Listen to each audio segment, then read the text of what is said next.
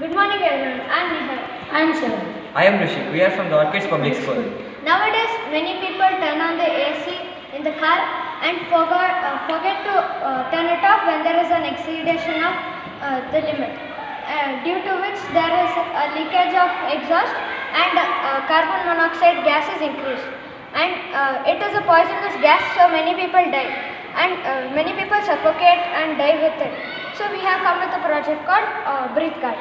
The components we have used Audio Omega and the 7-volt external battery, breakboard, LED, buzzer and MQ7, and servo motor is representing the window. As the MQ7 sensor senses the carbon monoxide inside the car, it sends a signal to the Arduino Omega, and the Arduino Omega sends a signal to the servo, and the servo opens the window. And also it sends a signal to the LED and buzzer, so that the person inside the car will be aware of it. Now let us check it.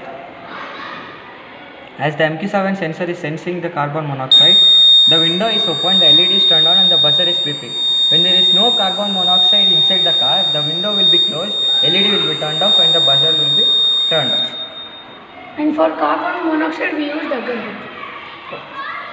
Thank you. Thank you. Thank you.